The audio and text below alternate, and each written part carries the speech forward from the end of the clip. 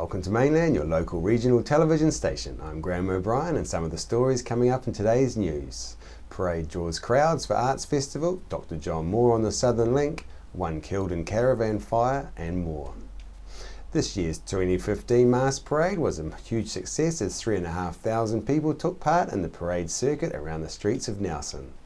Those parading did so in front of crowds of tens of thousands in this year's World of Literature themed parade on Friday evening. This year's theme allowed the participants to explore the wonderful world of fantasy developed in books and to bring them to life through costume and sound. Many of the schools were drawn to the popular Dr. Seuss stories with the likes of the Cat in the Hat, Thing 1 and Thing 2. And proving that Dr. Seuss stories were a winning theme, Mainland Primary School with their Lorax theme entry took out the event's Kim Mary Supreme Award, with the individual award going to Judy Crow and the group award going to the Dancer's Son for the Bad Romance choreographed display, and finally the wild card went to Richard Scarry's World. This year's parade drew an interesting array of paraders from the very small and their children's book themes through to those with a more dirty political theme. The carnival took off after the parade, keeping those young paraders entertained for the early part of the evening with the usual fun of a fair with rides and food on the entertainment menu. However, music for many teenagers was a highlight of the latter part of the evening, with the local young high school talent from this year's Rock Quest playing to their young counterparts during the evening. 2 men were taken away by police after an armed offenders call out last Friday. A fight resulted in police cordoned off of areas around Brunner Street near Waimea Road for a period of up to 4 hours. Police were first notified of a street fight taking place with the possibility of a firearm having been presented at the scene. Schools in the area were immediately placed on lockdown, which included Nelson College, Hampton Street School and Nelson Intermediate School, while Nelson Hospital was put on alert. After 2 men involved were removed by police, a Brunner Street address was searched and Mainland understands that no firearm was found. Nelson Police and Fire Service were called to a scene of a fire in a caravan on Saturday the 17th at 8 p.m. at the Waimea Town and Country Club in Richmond. Further investigation on Sunday confirmed that a person was inside, and Detective Senior Sergeant Craig Johnston said the focus is now on completing the scene examination, interviewing witnesses and identifying the deceased person. The cause of the fire is yet to be established, and police are asking anyone who took photos or video of the fire to contact Nelson Detective Sean Young, as this may assist with the investigation. WOW is currently feeling a big loss after the death of their general manager Tim Launder last week. Founder Susie Moncrief has been devastated by the news that Tim passed away last Wednesday in Wellington after a brief illness. Chairman of World of Wearable Art, Brian Rhodes, paid tribute to Tim, saying he was instrumental in the strategic development of the company and instigated some exciting projects, which will continue. WOW is very grateful for the work that Tim did for the company in the time that he was with WOW.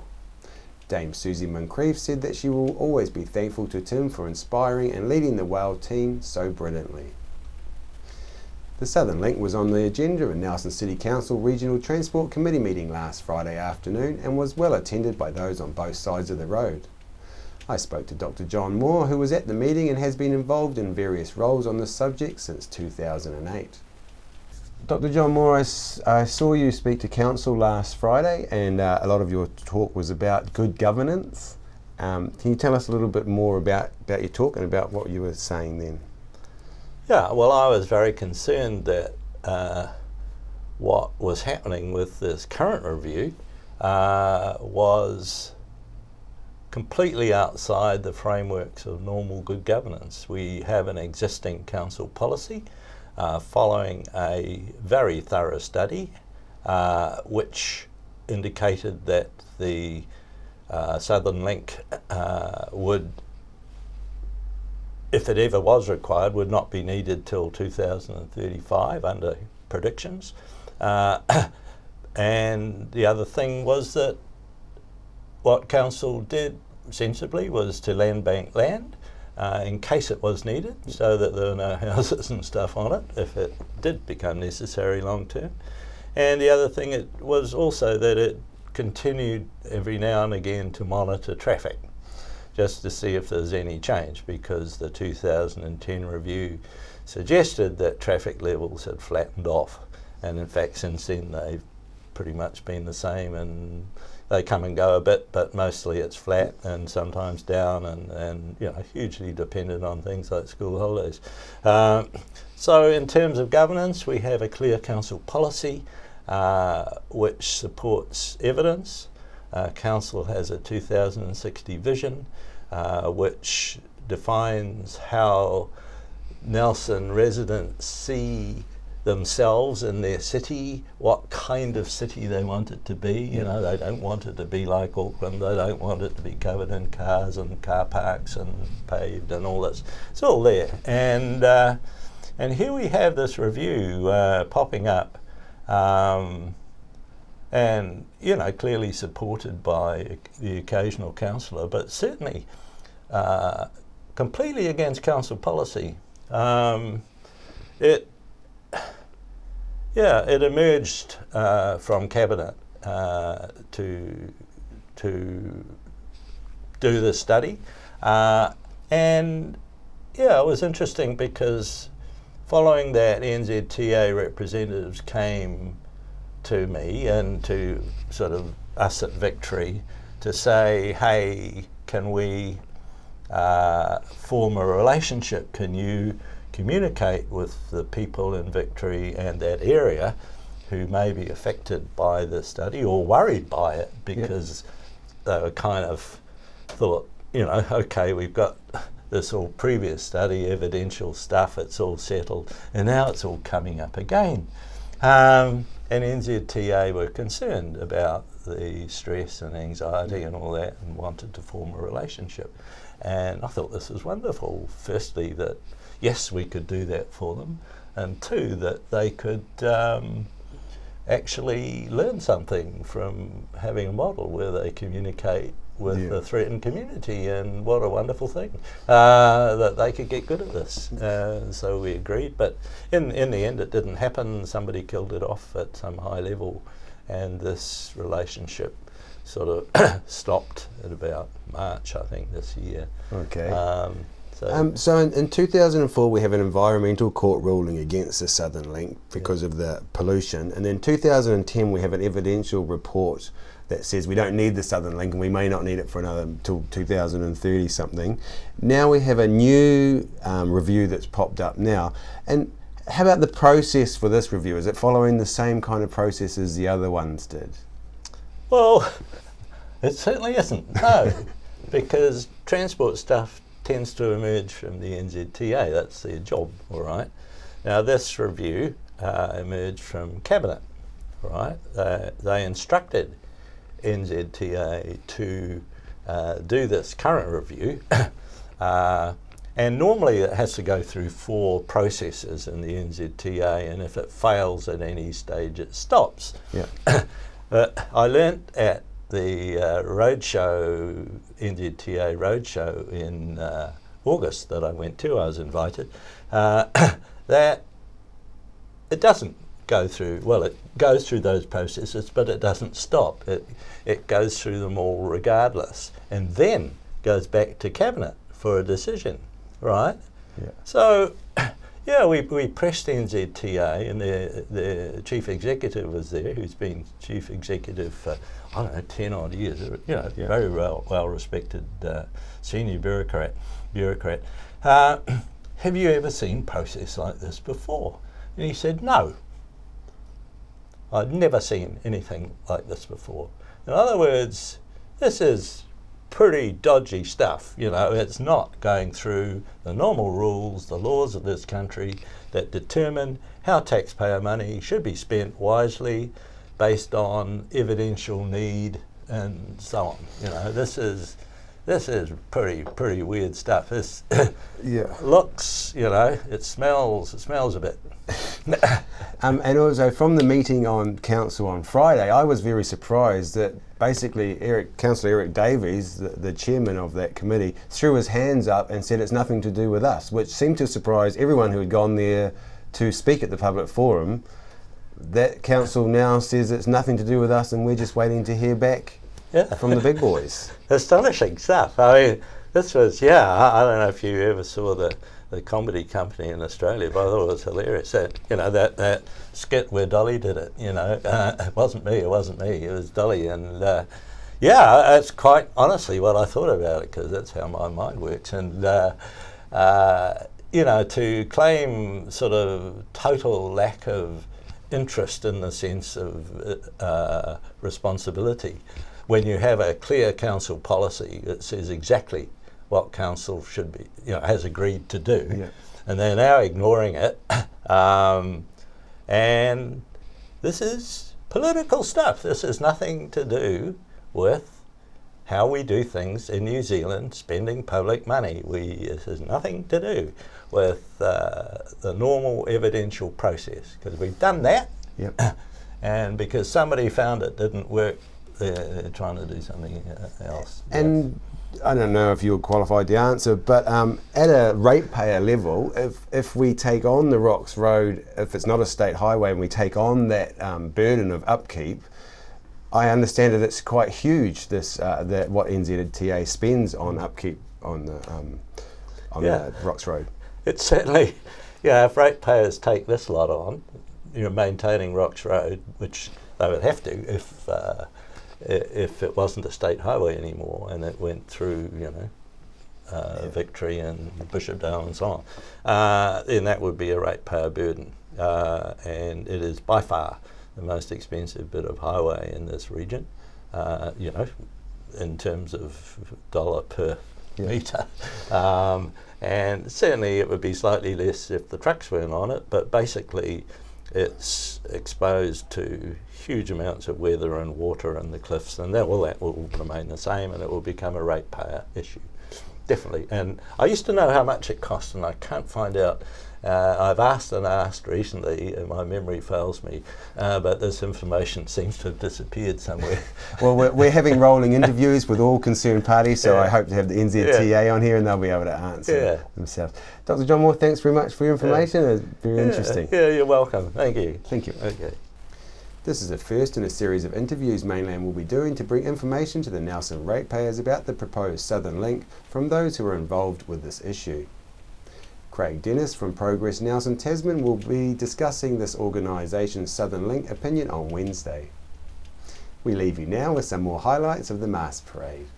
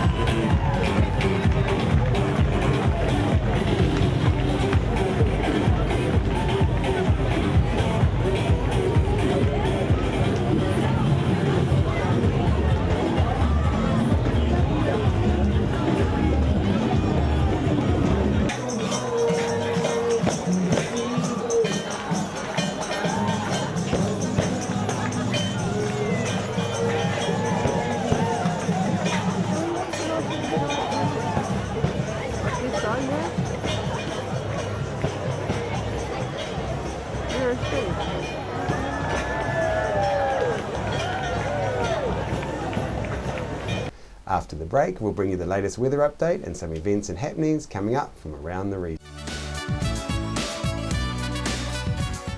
Edward Gibbon, the bathroom specialists, have a great range of bathroom ideas at their showroom at 23 McGlashan Ave in Richmond. Call in and check out some of the latest bathroom designs and fittings. Edward Gibbon, the bathroom plumbing and drainage supply specialists, 23 McGlashan Ave, Richmond. I'm Francis from Nelson Auto Glass. We repair all auto glass, stone chips, windscreen replacements, scratch removal. If you have an auto glass issue, our team will sort it. Nelson Auto Glass Specialists, 84 Vanguard Street, Nelson. Are you looking for a scooter, walker, wheelchair, baby seats or pushchairs? Then come in and see the Nelson Region Specialists at Mobility for You, 269 Queen Street, Richmond, opposite the library. We have a huge selection of scooters, walkers, wheelchairs and accessories, along with a free booklet guide. We also provide a breakdown service if you ever get a puncture or a flat battery. We have fully equipped service vans to rescue you. Hi, I'm Robin Jordan and I invite you to call in and see the friendly team at Mobility for You, 269 Queen Street, Richmond, opposite the library.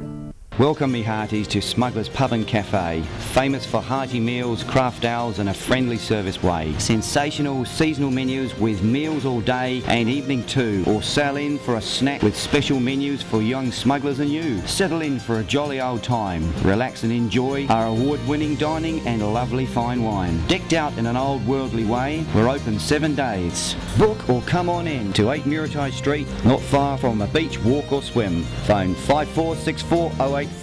We're the team at JCar, right here in Nelson, 120 Hardy Street. Our shop is full of electronic items, including security alarm systems, electronic components, solar and power, electronics toys,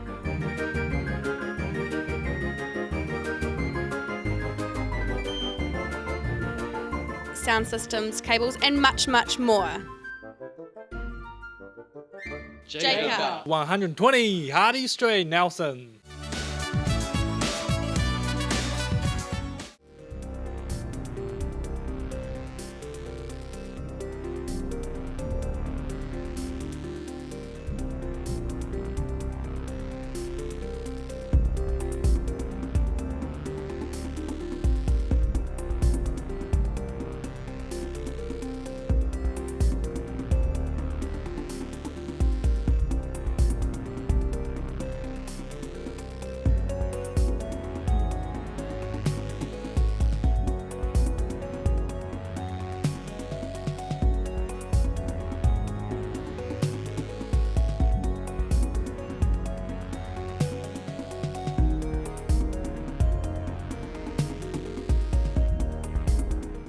Nelson Savage Club is having a variety concert in Devonshire Tea on Sunday, November the 1st, 1:30 p.m. at Stoke Primary School Hall.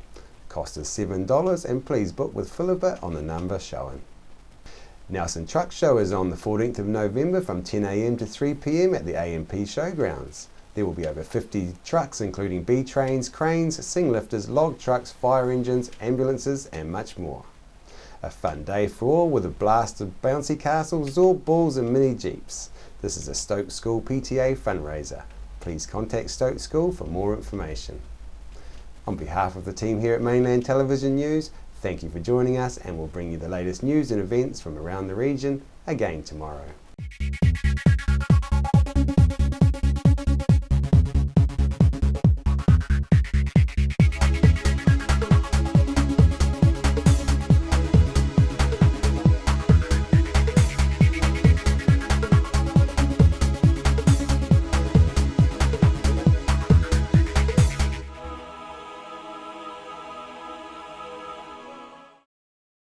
Supporting local content so you can see more of New Zealand on air. G'day, it's your old mate the Mad Butcher, and you're watching Mainland TV. Are you tired of endless reality shows? Would you prefer to watch captivating documentaries? They have swallowed cars. Exciting movies. Go ahead, load up and shoot. Music for the soul. How do you think I'd ate your fish and chips? I did, you're mistaken. Programming from around the world. Places to visit.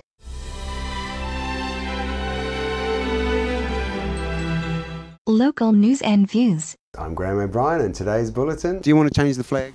No, I don't want to change the flag. Stay tuned to Mainland TV, your local station. World War I was a defining period in our history, impacting greatly on the lives of people from the Nelson province. Memories of the First World War is an exhibition which will be displayed in a number of regional venues and is currently on at the Nelson Provincial Museum. Nelson Tire Center. Great prices, great service. Buy your own Bryford trailer. All types, all sizes. See Colin Douglas for your tires and batteries.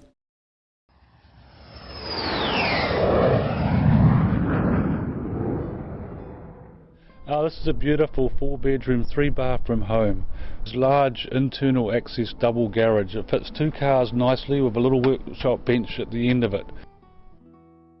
In this room we have 2 large lazy boys, a 3-seater and a 2-seater leather lounge suite, 50-inch Samsung TV and a heat pump.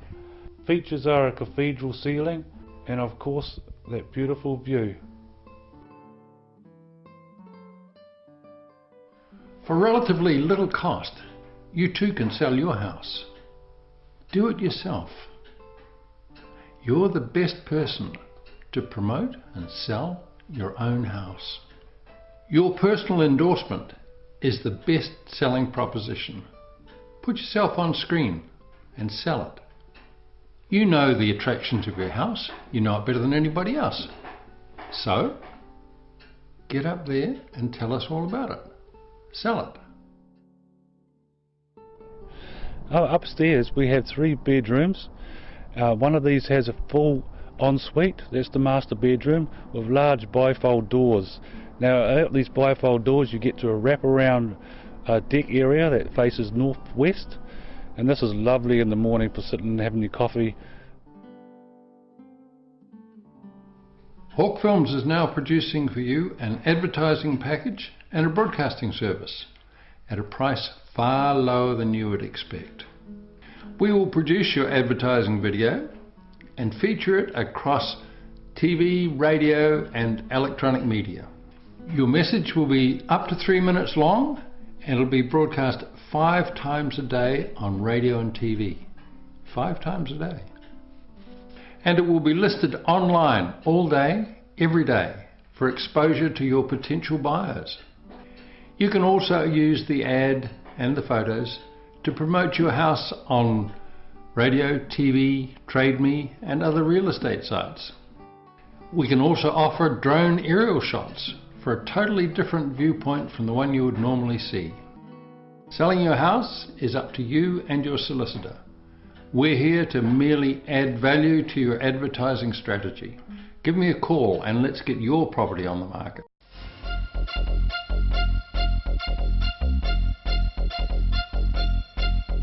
Or better still, email or text me and I'll call you back.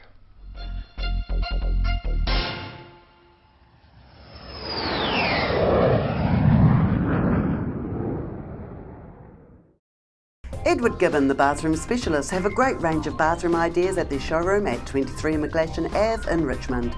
Call in and check out some of the latest bathroom designs and fittings. Edward Gibbon, the bathroom plumbing and drainage supply specialist, 23 McGlashan Ave, Richmond. We're the team at JCar, right here in Nelson, 120 Hardy Street. Our shop is full of electronic items, including security alarm systems, electronic components, solar and power, electronics toys,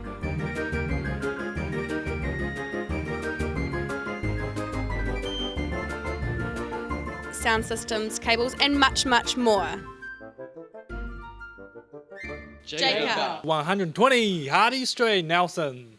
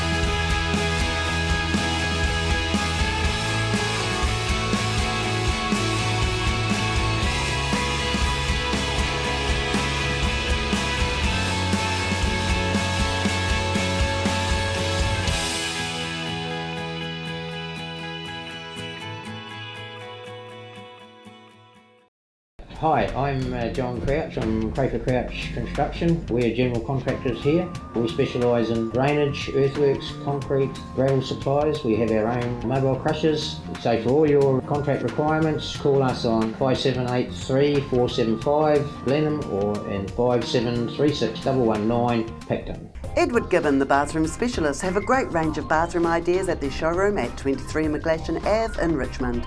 Call in and check out some of the latest bathroom designs and fittings. Edward Gibbon, the bathroom plumbing and drainage supply specialist, 23 McGlashan Ave, Richmond.